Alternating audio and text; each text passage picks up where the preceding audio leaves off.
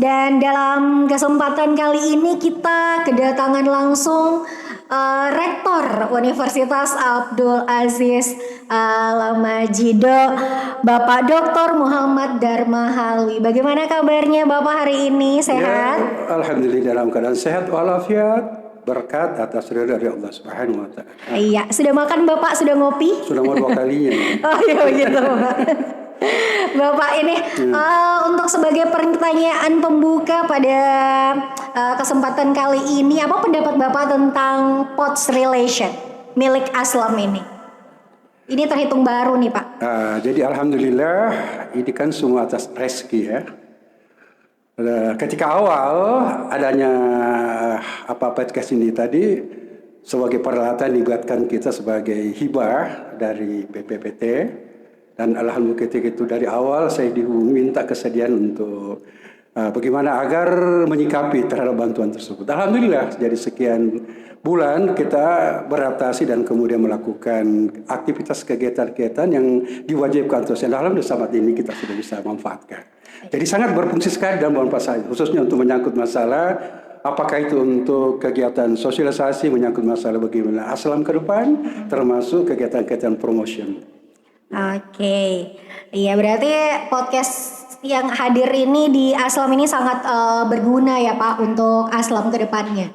Sangat bermanfaat sekali. Jadi bukan hanya Aslam, ya termasuk pihak-pihak lain yang mungkin berkepentingan berada kaitan dengan kegiatan-kegiatan podcast ini kita akan layani, dan sifatnya kita kan pelayanan. Bagaimana supaya bukan hanya dari sisi Aslam secara universal, tapi juga masyarakat yang butuh, dan kita akan siap untuk menerima sesuai dengan kebutuhan mereka. Oke Bapak.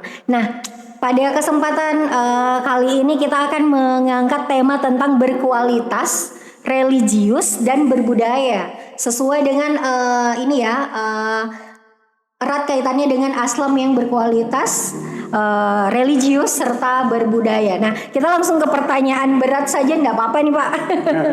Nih, menurut Bapak apa tantangan terbesar dunia pendidikan dalam mencetak generasi yang unggul, khususnya mahasiswa Aslam barangkali Bapak? Ya, jadi pertama saya sebagai rektor berprinsip bahwa dalam mengelola satu perguruan tinggi, ya khususnya kita Universitas Abdul Aziz Al-Majido itu, saya berprinsip sebagai industri.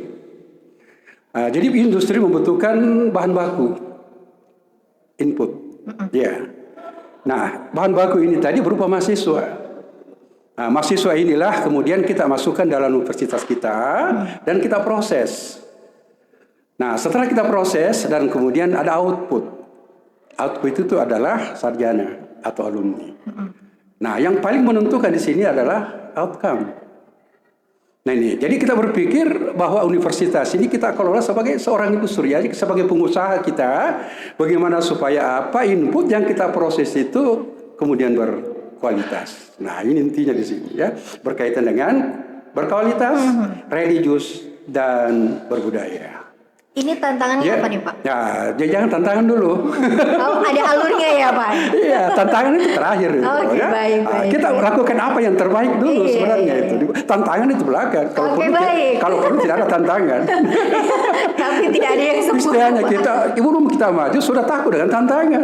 Ini kan satu hal yang membuat kita kadang pesimis. Jadi, nah pertama dari segi bahan baku tadi mahasiswa.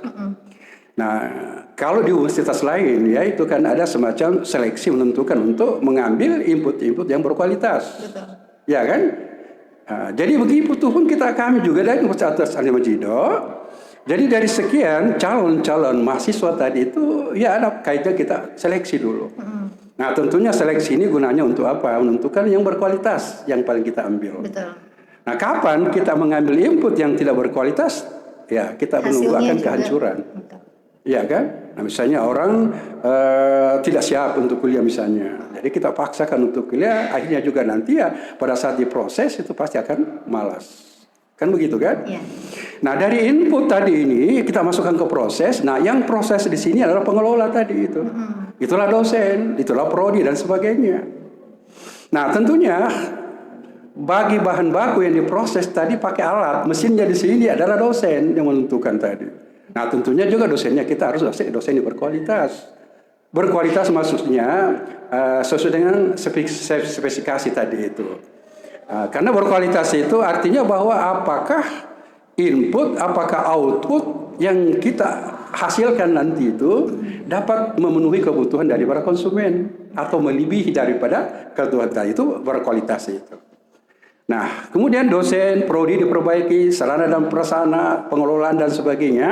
Nah, tentunya itu kita akan perbaiki dan kemudian kita menuju kepada yang berkualitas.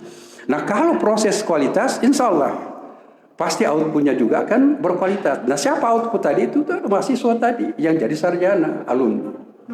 Bermutu itu karena adanya kualitas. Ya kan? Jadi katakan bermutu jika berkualitas. Nah, kualitas dari produk-produk kita adalah alumni. Ini.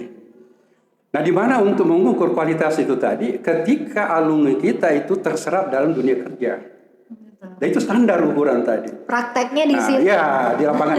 Pada saat misalnya gini ya, dari 100 output yang kita selesaikan dan sempat diwisuda, jadi mungkin barangkali hanya 60 orang saja yang terserap dalam dunia kerja. Nah, itu namanya outcome. Jadi untuk mengukur kualitas berapa banyak alumni kita yang terserap dalam dunia kerja. Nah, sesuai dengan disiplin ilmu masing-masing kan. Nah, ini di situ ukur standar daripada kualitas itu tadi. Iya. Nah, untuk itu maka dengan adanya visi misi kita untuk bagaimana supaya Universitas Abdul Aziz Al-Majid itu berkualitas, religius dan berbudaya, maka kita pakai moto itu tadi. Nah, moto itu dan itulah slogan kita keluar ke masyarakat bahwa insya Allah kita akan menciptakan 3 dimensi tadi. Iya. Religius. Itu dalam bentuk kualitas seperti itu, Bu. Ya. Ada penjelasan lagi yang lebih lanjut, Pak? Nah, menyangkut masalah inilah nih, religius. Iya. Iya kan? Nah, religius itu kita artikan ada 4 tingkatan sebenarnya itu untuk mencapai derajat religius tadi. Yang pertama ada kita sebut dengan nama kesadaran. Nah, orang yang sadar atau kesadaran itu dapat mengetahui, memahami apa yang dilakukan dan apa yang dikerjakan. Nah, saya kasih contoh ini orang sholat, ya. Ketika sholat, sementara sholat, kemudian kita lihat ayat dibaca, melek dan sebagainya, tapi ini berangkat. Berarti pada saat itu tidak sadar. Kenapa? Sampai berangkat. Kan biasanya begitu kan? Ya. Jadi bisa bilang 2 rakaat ini atau sudah 3? Saya lupa. Nah, itu berarti kesadaran itu adalah kesadaran yang pada saat itu belum mencari kesadaran. Itu hanya terjadi. Nah, itu bedanya antara kesadaran terjaga. Terjaga maksudnya itu matanya melek, ya, kemudian bernapas dan melakukan aktivitas, tapi dia tidak tahu apa yang dilakukan. Nah itu ya, itu kesadaran itu. Jadi sadar adalah memahami, mengetahui apa yang dikerjakan dan apa yang dilakukan saat. Nah, itu bedanya antara sadar dan melek. Mereka tidak terjaga. Makanya orang tidak terjaga, tapi setelah katanya tidak sadar. Banyak sih, tapi tidak sadar. banyak masih seperti itu. Suatu perhatian kan seperti kan, tapi setelah ditanya, ya, berarti kita tidak sadar ketika itu, hanya melek atau terjaga. Nah ini. Nah kemudian ada namanya kesadaran indrawi. Nah kesadaran indrawi itu adalah satu kesadaran pada saat itu mempergunakan alat indera kita, misalnya mata, telinga gitu. Nah sebagai contoh, itu peruncian hari kan dari matahari di aspal. Ke depan kita lihat seakan-akan ada genangan air. Ada genangan air. Nah tapi setelah dekat bukan genangan air, apa namanya? Fata Morgana. Fata Morgana seakan-akan dulu tidak ada air, tapi setelah dekat kita ternyata bukan air. Hanya Fata Morgana. Nah ini, berarti pada saat itu kesadaran tentang indera kita itu tadi, ya kan? Kesadaran tentang indera kita, baik penglihatan, pendengaran, penciuman.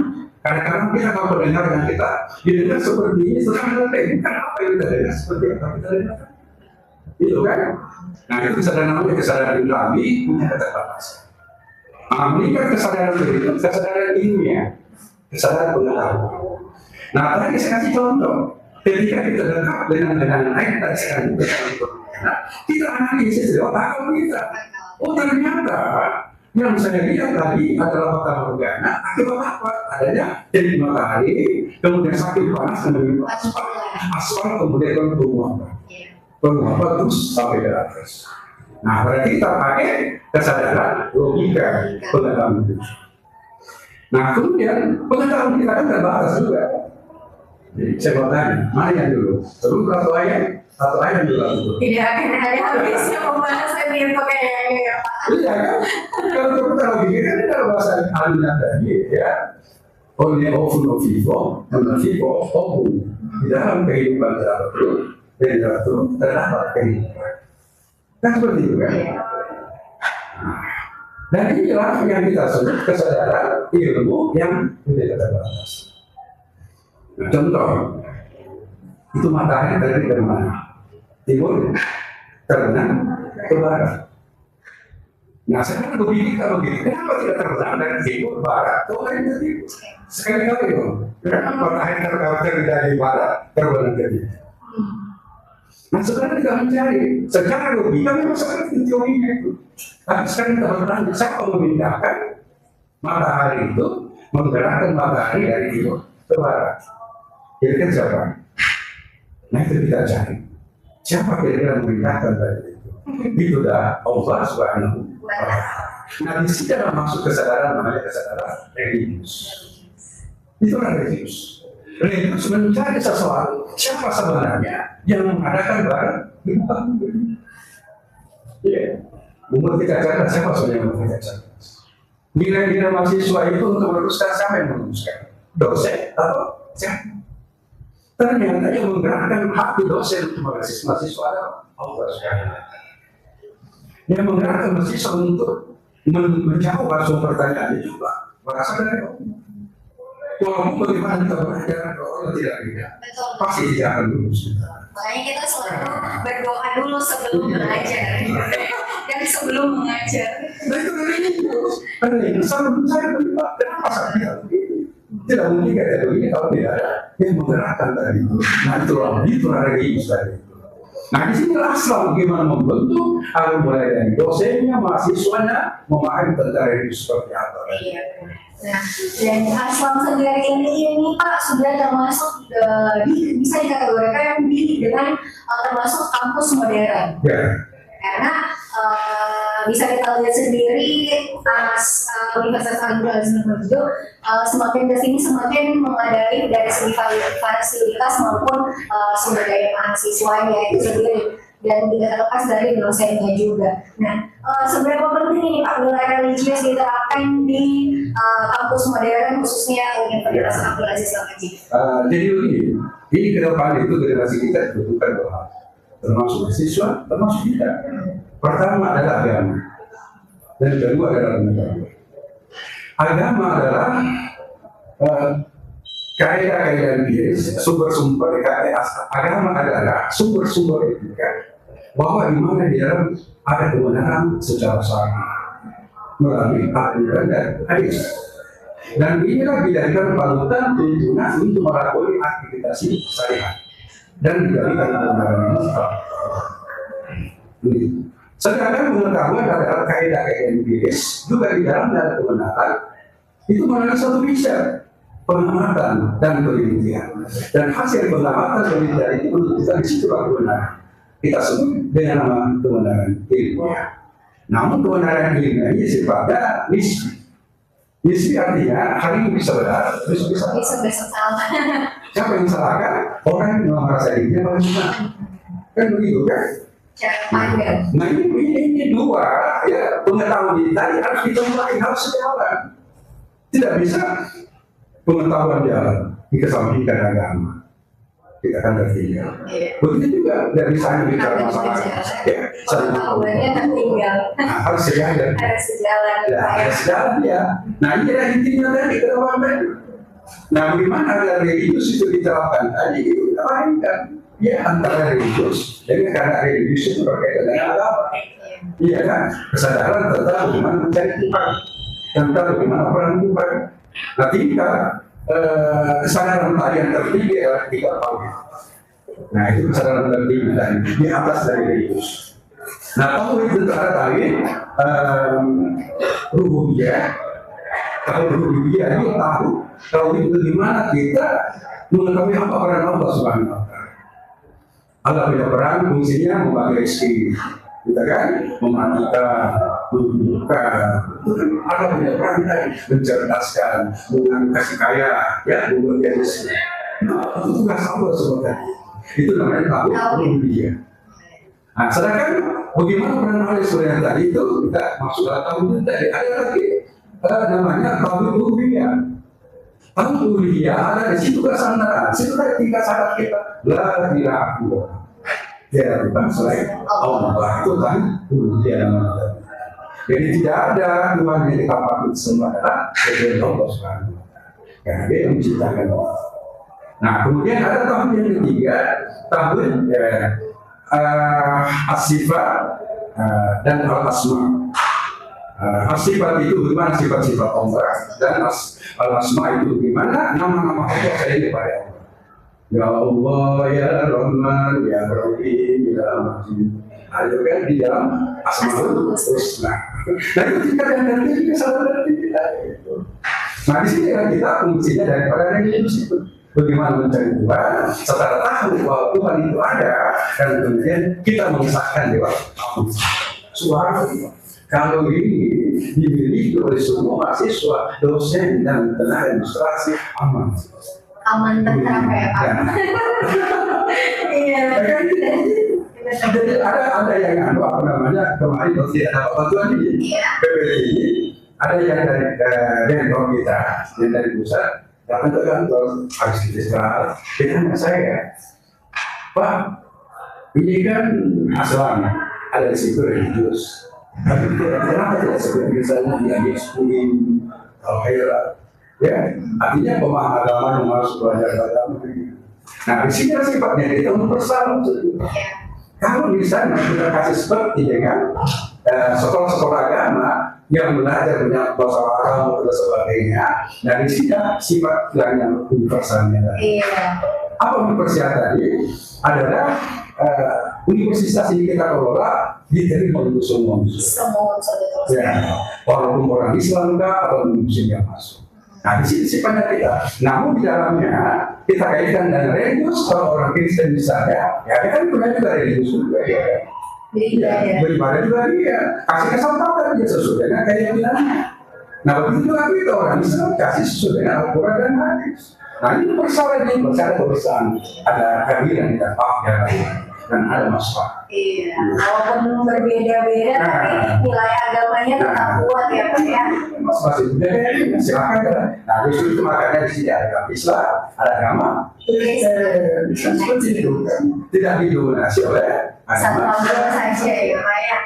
Nah ini kaitannya dengan mahasiswa masih tentang religius ini, bagaimana cara mahasiswa ini menurut Bapak dalam mempertahankan nilai agama di tengah arus globalisasi yang semakin meningkat saat ini? Ini kan kemarin kan makanya kita di sini ada membuka komunitas ya agama yang berkaitan dengan bahasa Al-Quran, bahasa Arab, ya ada bahasa Mandarin, ada bahasa Inggris. Jadi warga kita kerjasama dengan Jordan ya. Nah dia ini agak sebagai sejarah perlu di bahasa Arab. Nah bahasa Arab di sini menarik dan banyak dosen-dosen berbilang karena mahasiswa termasuk dosen itu termasuk saya sendiri. Saya dari buka prodi itu saya siap. Nah kita kerjasama dengan Jordan dan siap untuk bagaimana kita dibina. Baik dosennya maupun juga yang apa namanya itu mahasiswanya. Dan iya ini perlu kita sosialisasi gimana masyarakat dan ada suatu ada. Nah, jadi kita kemarin juga ambil pelatihan khusus untuk baca Al-Quran, ya, metode Kamali. Kita Kamali itu ada dari Jakarta. Melatih dosen-dosen dan dosen yang sudah kita latih yang lulus, nah itu nanti akan mahasiswa. Kita akan praktis seperti itu. Jadi bahasa Arab, ya, baca Al-Quran, dan itu sebetulnya Muslim. Oke.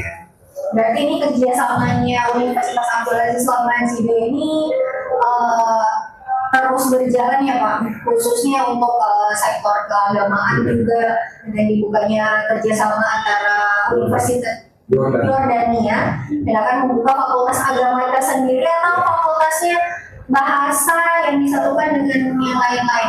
Masing-masing kita prodi kan, Iya. ada kan prodi bahasa Arab, bahasa Inggris, Iya. kan bahasa Mandarin. Oke. Berarti fakultasnya fakultas apa nanti? Memang fakultas agama kan.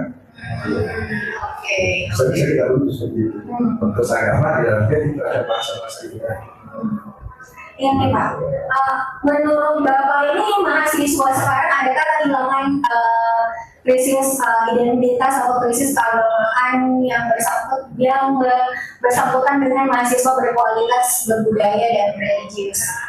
Apakah mahasiswa asal masih di koridor yang tepat untuk saat ini sepenglihatan Bapak?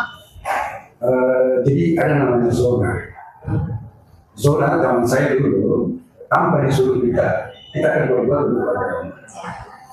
Kenapa seperti itu? Karena orang tua saya didominasi untuk di mana ada yang berorang. Kita nantinya dulu nantinya itu di mana ibu. Dipukul. Saya masih dapat itu Pak. Masih dapat. Kurang lagi dia seorang tua di mana itu tidak. Mengaji yang dipukul. Nanti itu dulu kan. Nah, sekarang zona dulu.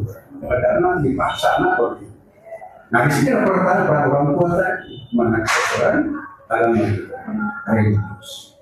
Nah, tapi kita sebagai makanya dosennya dulu kita harus menjual dosennya kita bina dulu.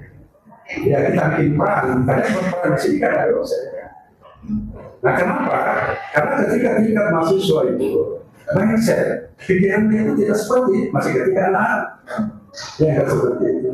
Nah berarti tidak diarahkan saja mereka, jadi bukan lagi ada tidak diarahkan bagaimana supaya mereka betul-betul dalam perkuliahan itu diparalelkan tadi ya antara pengetahuan dengan agama. Dan sini kan religius masuk dalam agama.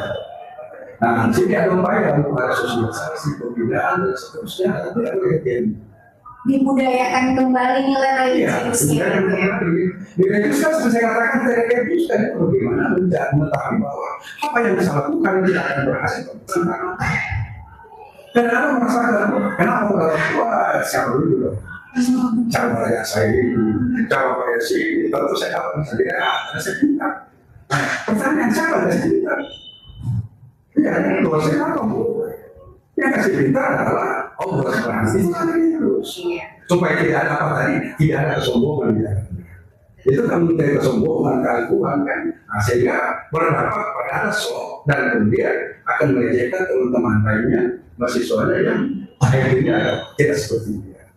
Itu tadi dari sini tugas kita untuk memberikan peran dari tadi bahwa Anda yang tidak akan lulus kalau bukan Allah yang kasih. Ya. Nah saya pengalaman nih ya sebenarnya ketika saya kuliah itu. Waktu saya kuliah itu kan ada final. Saya tidak ikut dan sama. Nah ketika itu dosen ya selalu mengatakan kalau tidak ikut tes berarti tidak akan lulus. Iya kan? Iya. Nah, saya kasih tahu ke mama saya tidak ikut tes dan saya pasti tidak lulus. Saya setiap apa saya ketemu mama saya kamu. Nggak sama pendapat dulu. Nah, mama saya bilang, nah, tetap kuliah saja. Yang penting kau masih kuliah, insya Allah. Tuhan akan bantu. Apa yang dilakukan mama saya? Ya mama dapat bantuan saya. Dan itu saya isi sekarang itu anak saya, cucu saya. Nah kemudian setelah penal, teman bilang, kalau saya tuh penal, kau tidak ikut. Dan saya sudah pernah lulusinya, tidak ada kesempatan. Dosen saya itu tidak bilang, aku tidak mengatakan dan barang ini. Nah, saya masalah itu saya dengan itu. Tapi kalau jika keluar pengumuman, saya dapat nilai apa? Masya Allah. Kenapa dapat nilai? Karena yang menggerakkan tangan dosen tadi, yang seharusnya tidak lulus, ya, tangan yang memberikan saya tidak. Tapi kenapa tangan tidak sudah yang dapat? Tapi dia yang dapat ada dia, dapat dia. Ya, nah ketika itu dua mahasiswa tidak berani untuk mengkonflik. Apa yang sudah lulus? Nah ini saya katakan, nah, di sini kita dari itu sudah. Kita yakin apapun yang kita lakukan atasi sudah berarti. Pasti kita akan dapatkan sesudah yang apa. Tapi itu tidak ada itu cuma ada perjalanan itu tidak ada. Nah tidak bisa kita religius kalau kita tidak sholat. Inna sholat datang ada fasya bukan bahwa sholat itu menghindari kemungkaran. Dari orang militer Islam itu adalah sholat. gitu ya. Kuncinya, kita akan masuk ke sholat supaya dapat keberkahan, dapat dari dan tingkat religius kita bisa tidak capek kalau tidak sholat. Itu kuncinya. Nah, jadi menurut Bapak ini apa makna yang menjadi seorang tenaga pendidik ataupun mahasiswa yang berkualitas, religius dan berbudaya? Nah ini pertama kan saya berkatakan berkualitas. Kualitas artinya apa yang kita lakukan, apakah sesuai harapan dan konsumen atau pengguna. Ini seperti itu. Nah siapa penggunanya kita? Tentu lapangan kerja.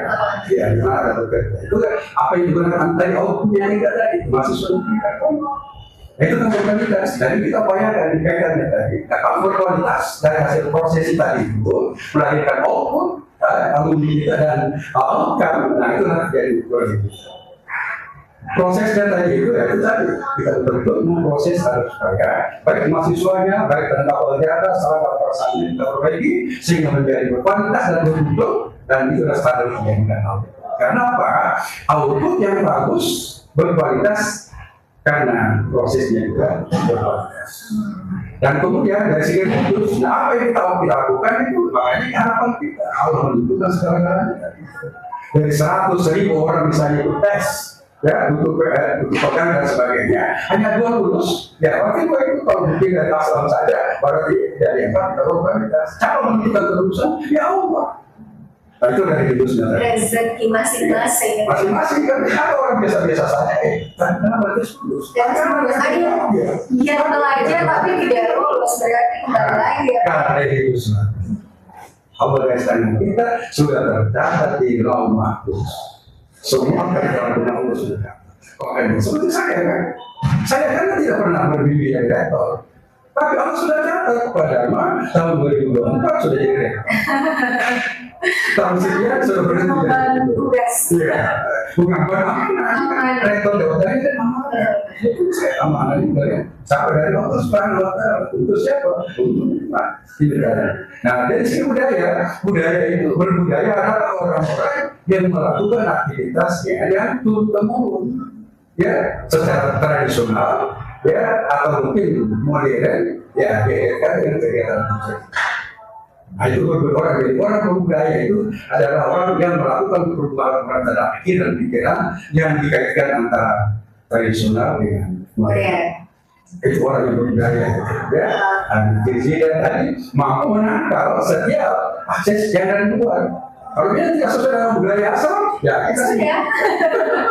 Nah di sini kalau kita mengkantor, memfilter budaya-budaya dari luar yang mengganggu aktivitas kita, membuat kita akan terburuk, itu akan pindah. Nah, jadi makanya kita arahkan mahasiswa kita jangan terpengaruh dengan budaya beliau kami dari Jawa. Kita di budaya kita kan orang adik, orang muda, dan sebagainya. Ada sesuatu didialogkan, jangan langsung demo kan.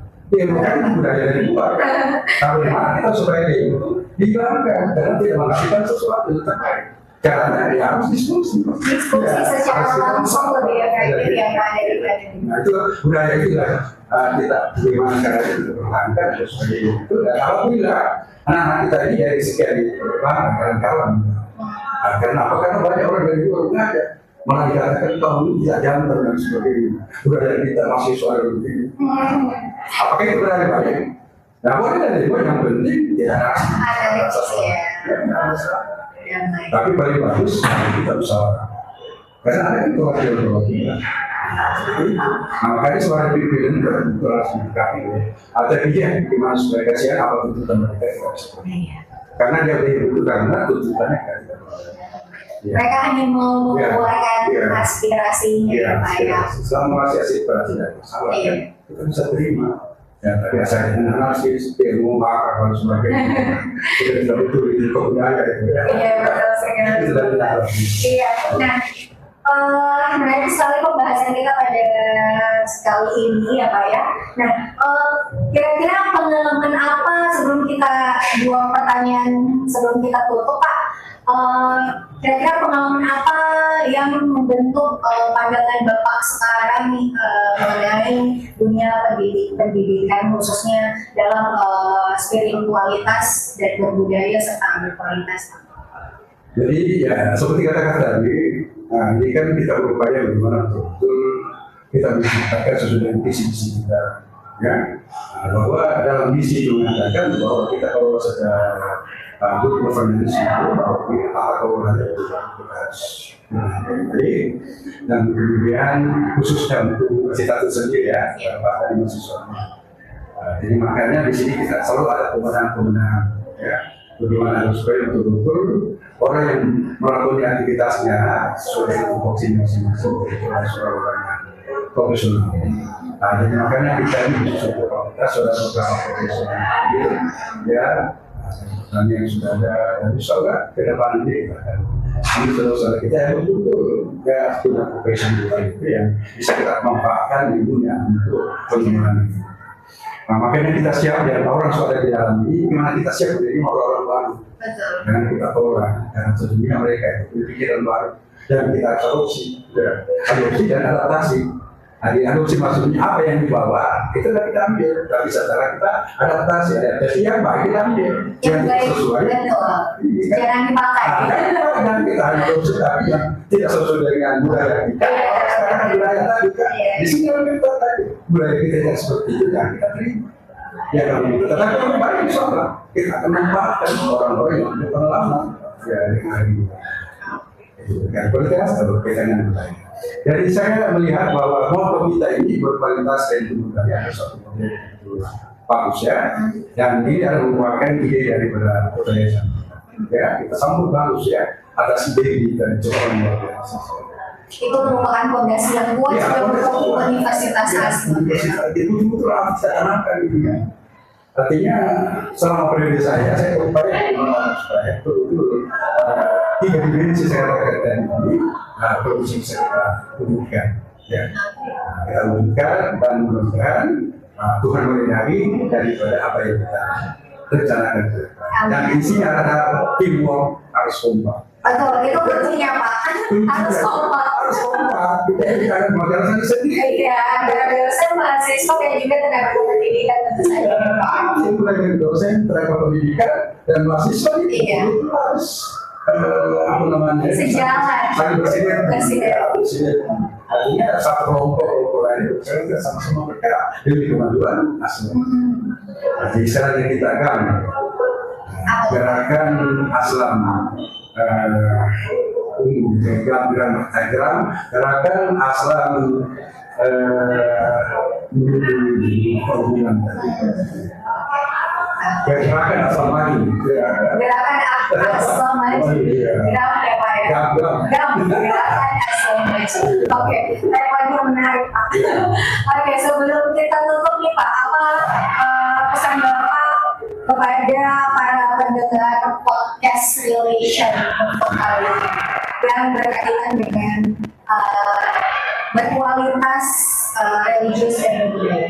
Jadi harapan saya ke depan ini dan dengan proses kita ini mari kita sama-sama bagaimana mewujudkan asal ke depan ini asal yang juga. Ya, nah tentunya kita akan bekerja sama baik dengan masalah bagaimana misalnya orang-orang yang tidak termasuk dalam lingkar atau ikut daripada Aslam ini mengajak anak-anaknya orang lain berkarya di tempat ini. Insya Allah kita siapkan ya. Ada program reguler, ada program HIP, dan ada program berani cerdas. Nah itu yang masih belum mendapatkan di mana dia akan melanjutkan pendidikan. Nah insya Allah tenang saja. Ya, banyak jalan menuju hasil. Kita akan gratis ya Masya Allah. Ya, dari cerdasnya tadi, salah semua jurusan ya akan diterima Anda yang mendengar prosesnya. Dan bagi mahasiswa, mari kita sama-sama ya bagaimana supaya kita kompak. Ya. Ada sesuatu yang mengajak pikiran Anda sama kami untuk diskusikan bagaimana cara yang terbaik. Ya, yang terbaik seperti yang kita lakukan. Supaya kita sama-sama menikmati merasakan bagaimana lingkungan kuliah. Dan yang bagi kuliah berjalan belajar supaya kaidahnya supaya cepat lulus. Supaya dapat lapangan kerja jadi makin lama lulus ya mungkin kesulitan itu. Makin lama juga dapat kerja. Dan intinya tadi jangan bermimpi berharap untuk menjadi PNS atau karyawan. Jadi mentorpedi. Entrepreneur dan pengusaha sesungguhnya adalah sesuatu yang sangat luar biasa. Artinya apa? ada prinsip entrepreneur itu. Jadilah kita di kepala sumut daripada menjadi ekor di barang kata. Iya. Artinya apa? Badan gak ada besar badannya, tapi di ekor. Untuk apa? Ekor dari apa fungsi ekor? Fungsi lalat. Nah, tapi kepala di walaupun sumut kepala kecil, tapi dari gede para biasa. Jadi kita bisa menentukan sendiri kemana arah daripada kehidupan kita, kemana usaha kita. Itu harapan saya. Nah, semoga khusus mahasiswa, ya mari kita sama-sama langkahkan kaki kita agar bagaimana asal ini bisa kembali. Oke Bapak, tidak terasa kita sudah di penghujung podcast nih Pak, sangat menarik pembahasannya dan saya juga banyak belajar dari insight yang Bapak berikan pada kesempatan kali ini. Terima kasih Bapak sudah hadir pada podcast Relation pada hari ini. Semoga di lain kesempatan kita dapat berbincang lagi dengan topik yang lainnya ya Pak ya, dengan insight yang berbeda. Untuk itu sekian untuk edisi podcast Relation pada kesempatan kali ini. Semoga apa yang diberikan hari ini bermanfaat untuk para pendengar Relation. Untuk itu kami akhiri sampai di sini. Wabillahi taufiq wal hidayah. Wassalamualaikum warahmatullahi wabarakatuh. Waalaikumsalam. Iya, terima kasih sekali. Asal. Asal.